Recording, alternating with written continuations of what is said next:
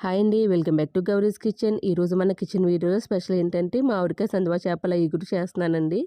చూస్తున్నారు కదా, ఇలా నేను తెల్ల సందువాలను అయితే తీసుకున్నాను. వాటికి ఒక నిమ్మ చెక్క అలానే కొంచెం ఉప్పు అయితే వేసి బాగా క్లీన్ చేసుకున్నాను. నిమ్మ చెక్క వేయడం వల్ల నీసు స్మెల్ ఉండదు. అలానే సందువా కొంచెం జిగురు ఉంటుందండి, జిగురు కూడా పోతుంది.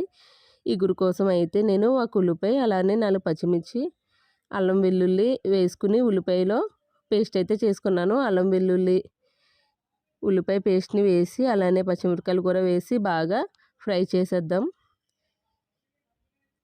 మనకి ఇది ఎక్కువ ఫ్రై అయితే బాగా వస్తుందండి.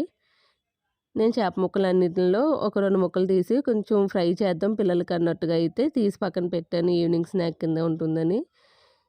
ఈ సందువా చేప ముక్కలన్నిటిని ఇలాగా మనకి ఆనియన్లో బాగా ఫ్రై అయిపోయిన తర్వాత వేసుకుని కొంచెం అటు ఇటు మెదుపుకుంటే సరిపోతుందండి ఇలా గరిటెతోని. ఇప్పుడు ఒక్కసారే పెడతానండి, ఇంక తర్వాత అయితే గరిటె అసలు మనం సందువా చేపలో గరిటె పెట్టకూడదు, మెదుపుకుంటూ ఉండాలి. తప్పితే గరిటె పెడితే మొత్తం చేప అంతా చెదిరిపోతుంది. రుచికి సరిపడా సాల్టు, అలానే 1 స్పూన్ కారం, కొంచెం గరం మసాలా పౌడరు వేసుకుని అయితే కలిపేసుకున్నాను. మనకు కారం కలిసిన తర్వాత ఒకే ఒక గ్లాస్ వాటర్ అయితే వేసుకోవాలండి. మనకి సందువా మరీ ఎక్కువ ఉడకనవసరం లేదండి, చాలా తక్కువలో బేగా అయిపోతుంది. మీడియం ఫ్లేమ్లో పెట్టుకుని వాటర్ వేసుకున్న తర్వాత మూత పెట్టేసుకుందాం.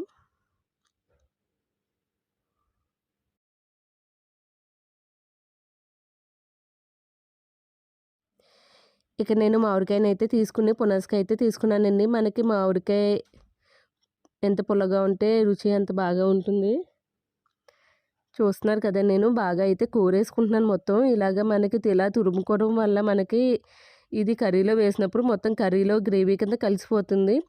మనకు అసలు ముక్కలు కట్ చేసుకుని వేసుకునే దానికన్నా ఇలా వేసుకోవడం చాలా మంచిది. ఇగురు కూడా బాగా వస్తుంది. పిల్లలు తినకుండా పక్కన పెట్టేస్తారు అనేది లేకుండా మొత్తం గ్రేవీలో కలిసిపోతుంది కాబట్టి మనకి పులుపు కరెక్ట్గా మనకి సరిపోతుందండి. ముక్కలు కోసుకోవడం వల్ల ఏంటంటే అక్కడక్కడ ఉండిపోతాయి కదా,